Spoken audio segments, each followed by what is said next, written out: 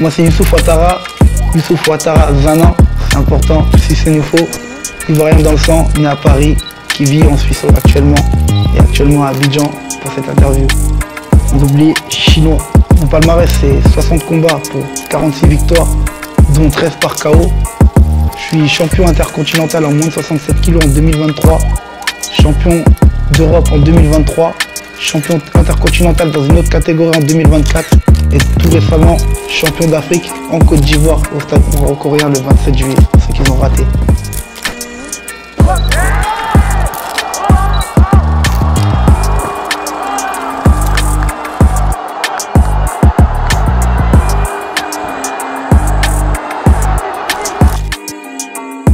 On va dire que j'ai pas choisi, c'est venu à moi parce que j'ai commencé d'abord par le foot. Je pense comme plein de jeunes, comme pratiquement tous les jeunes. Hein. C'est ça, quand tu descends au square, il y a un ballon, on joue tous au foot. Donc voilà. Après, je me suis vite rendu compte que le foot, c'était pas pour moi. C'était pour mes frères, mais c'était pas pour moi. Je viens d'une famille de sportifs. Tout le monde joue au foot et je suis le seul boxeur. Donc moi, je suis quelqu'un de... J'ai grandi dans un quartier à Paris et c'était un peu chaud. Donc moi, j'étais quelqu'un de très turbulent. J'ai commencé le foot et puis en allant au foot, j'ai joué dans un club comme le Red Star où j'ai été pistonné parce que mes grands frères étaient bons. Et quand je suis arrivé là-bas, ce qui s'est passé, c'était pratiquement la bagarre. Donc voilà, c'est comme ça que j'ai commencé la boxe. Il fallait que je fasse un sport. Et le foot, c'était pas pour moi, donc on a bifurqué sur la boxe. Ça fait à peu près 8 ans que je le fais de manière professionnelle. Cela, ça se prépare depuis, on va dire, depuis le début. En fait, au début, on fait de manière éducative, de tester, de voir. Et après, en fait, quand tu vois que tu as vraiment du talent pour ça, c'est-à-dire de manière amateur, d'aller chercher les championnats, on veut toujours être le meilleur, on veut toujours se surpasser pour être le meilleur. Donc ça a demandé beaucoup de sacrifices, jusqu'à faire les étapes par étapes. Donc professionnel, semi-professionnel pour arriver en professionnel, c'était déjà une étape de passer. Une fois que l'étape passée, il fallait être champion national, après champion national, d'aller chercher toujours plus loin. Donc step by step, on gravit les échelons pour atteindre ses objectifs. Donc c'est comme ça que moi j'ai construit, on va dire, ma carrière. J'ai pas choisi, hein. Ça c'est des choses comme ça. Au quartier, quand tu grandis au quartier, chacun a l'autre, son nom c'est grosse tête, l'autre c'est comme ça. Moi j'ai les yeux tirés un peu, souvent voilà, j'ai les yeux tirés donc on m'appelait chinois, chinois noir, jusqu'à même on m'appelle plus chinois au quartier que Youssouf. Quand on m'appelle Youssouf même c'est bizarre, il y a trop de Youssouf au quartier.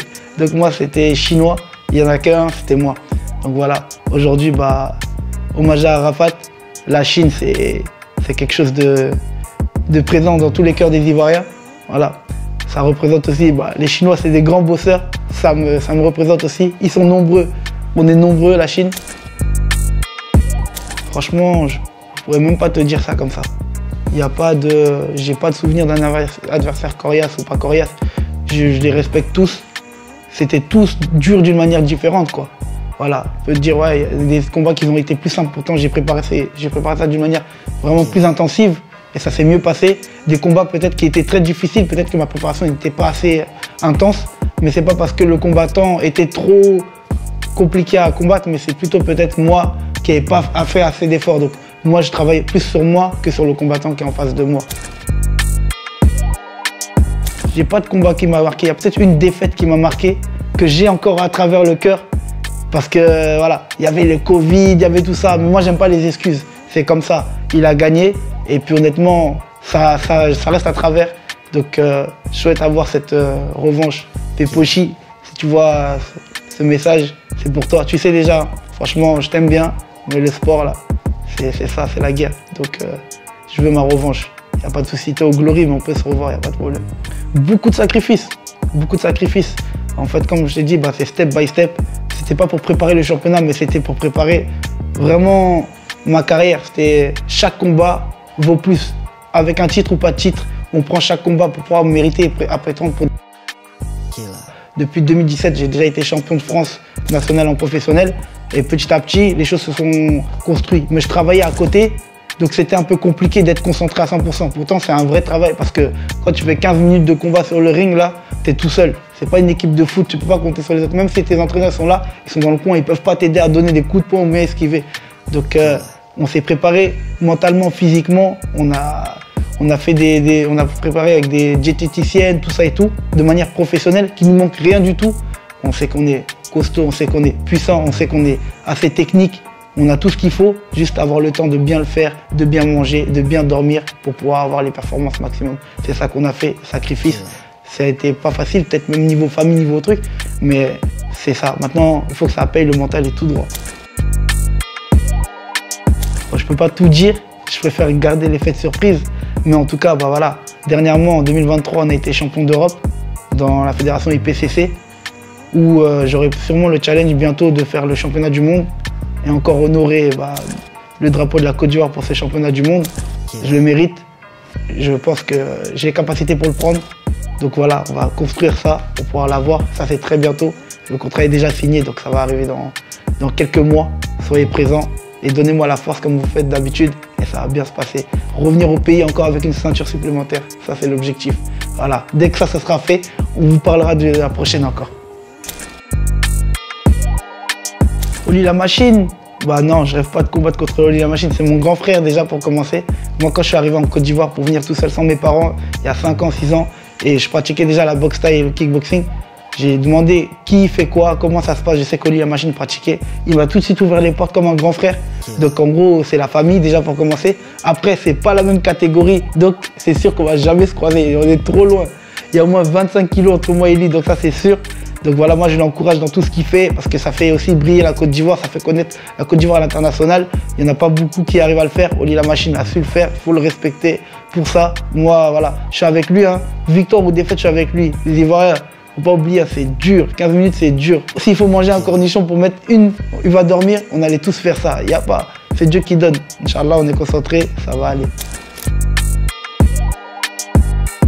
Je leur donne la grosse force parce qu'ils nous honorent. On est vraiment content qu'on soit là dans ces compétitions-là mondiales et qu'on soit honoré par leur présence là-bas. Et franchement, on leur souhaite une grosse force pour qu'ils nous ramènent un maximum de victoires et faire briller le pays comme il se doit. On aime briller, on aime s'enjailler. Ramenez-nous ça pour qu'on s'enjaille un peu encore une fois. Là, par exemple, ça c'est mon t-shirt. Ce t-shirt, en fait, ça me représente, c'est-à-dire Youssouf Ouattara qui a grandi à Paris 17e. Et chinois, c'est ma mentale, c'est moi, c'est ma personnalité, c'est mon pseudonyme, c'est aussi la Chine de Didier Arafat. Et puis en fait derrière, il y a écrit « On verra à la fin ». Cette phrase, c'est une phrase d'accroche pour la détermination. Peu importe ce qui se passe, c'est dur, c'est facile, on s'accroche, on continue et on verra à la fin. Donnez le maximum, sacrifiez le maximum que vous pouvez sacrifier, mais après c'est là que vous allez payer. Il ne faut pas être trop pressé, les choses prennent leur temps. Une carrière, ça se construit. Il ne faut pas être trop pressé. Il ne faut pas regarder Internet, lui, les champions, blablabla. On n'est pas champion dans le blablabla, c'est le travail seulement. Non, en tout cas, moi, je suis fier d'être là aujourd'hui. Ça me fait vraiment plaisir. C'est hyper important. Au niveau médias sportifs, c'est important de médiatiser tous les sportifs ivoiriens, de les mettre en valeur. Parce que bon, on regarde tous la Coupe d'Afrique, on regarde tous le football. C'est très important, mais il faut négliger aucun sport. Partout où la Côte d'Ivoire va, il faut les soutenir à fond pour qu'ils puissent faire briller encore plus le pays. Nous, on est là pour ça, on est fiers. Moi, j'ai commencé en Europe. J'ai toujours mis le drapeau Côte d'Ivoire en avant. Des fois, j'ai boxé en Italie. Ils ne savent même pas comment dire Côte d'Ivoire en anglais. C'est grave. Donc là, on est là pour ça. Donc aidez-nous à faire promouvoir ça, ok? Qu'on soit vraiment au top du top de tout ce qu'on fait. Donc voilà, en tout cas, je vous remercie déjà d'avance. Et on est ensemble. On se verra très bientôt pour des très bonnes choses, ça c'est sûr. Restez branchés sur abidjan.net TV, tout est bon.